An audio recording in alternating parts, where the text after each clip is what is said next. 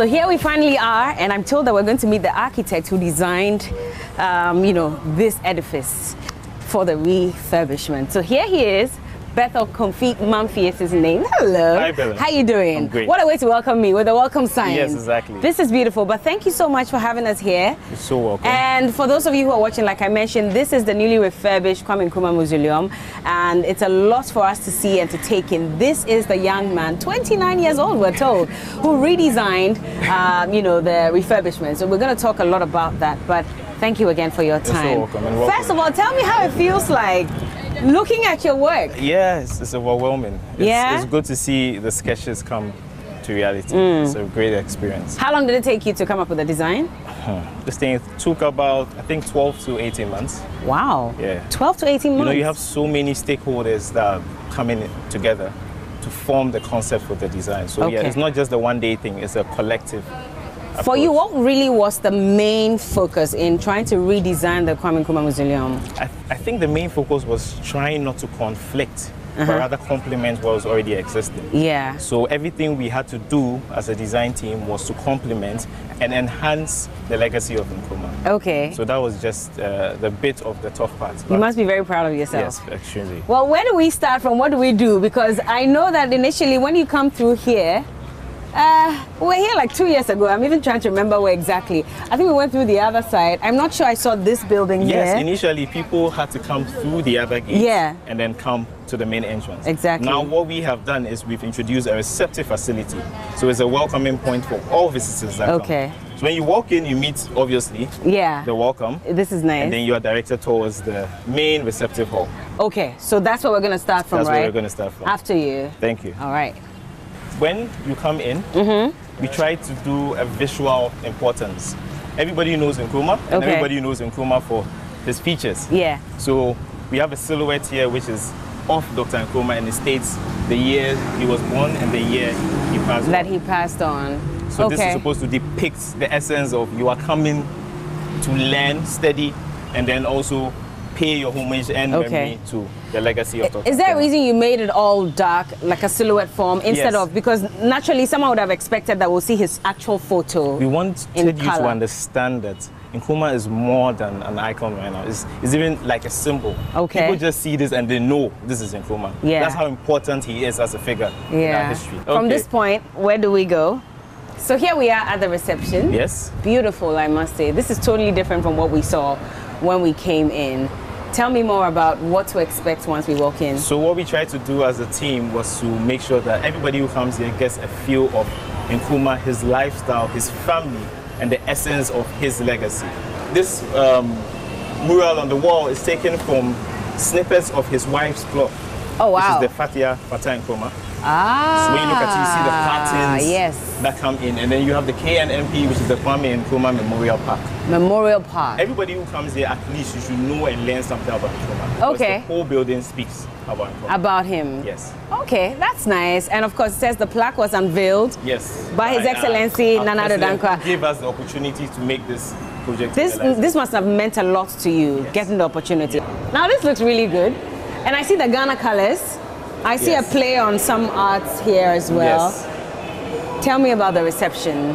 So the reception is supposed to be a multicultural point because you have the people from diverse backgrounds coming in. So it's supposed to be as welcoming as possible. We did a lot of play of colors. We did a lot of infusing, natural elements into the building. Okay, so these are real plants? Yes, these are real plants. Oh, and there's cocoa in there? Exactly. Are we allowed to touch anything? Yeah, we're allowed to touch we're allowed. Okay, hello, sir. Okay, so you'll find this here, natural plants and all that. You were saying, carry on. And the good thing about this is that most of the plants that are in the building have been sourced from different parts of the country. You have plants here from Nsawam, you have plants from Ashanti, you have plants from Ebri. Okay. These cocoa were brought from Ebri. They are different, we just try to bring everything together collectively and create a beautiful outcome. I see. And then I see this vehicle. And I remember this vehicle was parked on the other side in a glass house. It used to be encased in the glass house at that point. Why did you move it here? We think it's a very important aspect of his life. This is the first official vehicle he used as a prime minister. So it's important for people to understand that things like this need to be kept well, they need to be refurbished, and they need to be expressed. People should enjoy what Nkrumah also enjoyed during his time. But this means a lot. So let's say I'm a visitor. I walk in. Do I go to the reception? Do I get someone to take me around? So when you're a visitor and you walk in, you'll be received by, we have numerous tour guides around, but that is the information desk and reception. And then we have the ticketing booth.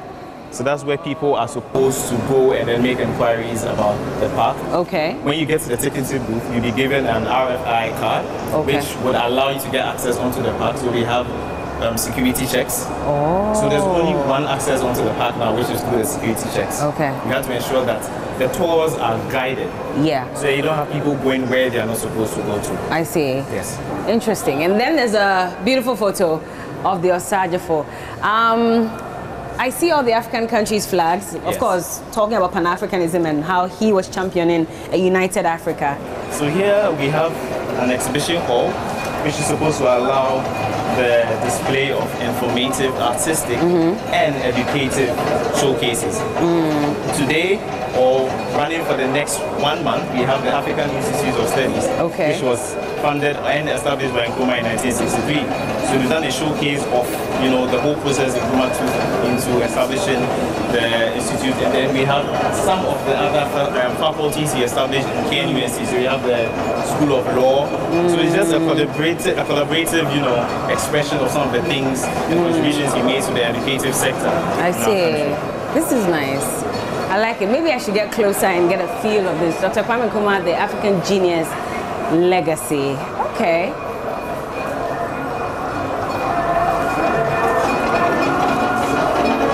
Investiture of Dr. Kwame Nkrumah. How easy or difficult was it sourcing all these materials, or did you have access to them already? So these materials, the institute put up this exhibition. So what we want to allow is, you know, there are lots of people who still have stuff of Nkrumah that they want to display, but they've not had the platform to. So we're allowing them to come and then display their works. So anybody who has anything credible of Nkrumah can come here and display their works. Once we have done all the proofreading and we found out that this is legitimate, this is correct, you can come. So does it mean that you're going to clear these after a while and bring in new stuff? So from different faculties and different sources as well? So both international and external. Lovely. And this is from the law school? Yes, so the Ghana Law School from PZ. Nice. Okay, this is lovely, I must say. From here, where do we go? So ideally, when you have your card, you place it on top of this. The security barrier will come down and then you walk through, yes. So at this side, you can see the double tier. So we have the two-level restaurants. So we have the upper terrace and then the lower terrace. And then we have the gift shop and the presidential library on the first floor. And the presidential library houses all the books that he authored? Yes, all the books. It's supposed to be an e-library. So you're allowed to come, download stuff, listen to his audios, everything that says anything about Nkrumah, you should find there. Are you allowed to do that for free, or that will also come with some form of charge? No, that also comes with a charge. I must tell you something. I am blown away. Also because 2 years ago, TV3 New Day was here. You know, I think we held, it was a holiday, and we held it right here. And, you know, this whole place was in very bad condition. We asked questions about when we're going to see some facelift. And I'm happy to see that finally there's some water in there. The night scene is terrific because, you know, it's an audiovisual fountain. So you have water, you have sound, and you have music all synchronized together to create an effect.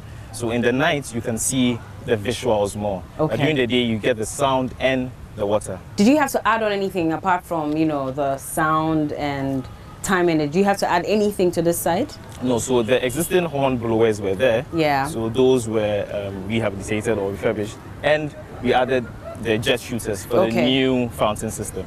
Yes. We are walking through the Memorial Park. So initially, when invited guests come here, they are allowed to plant a tree in memory. Yes. And that's still ongoing now? That's still ongoing, but now you're not really allowed to plant a tree because the park became overcrowded. Everybody wanted to leave a mark.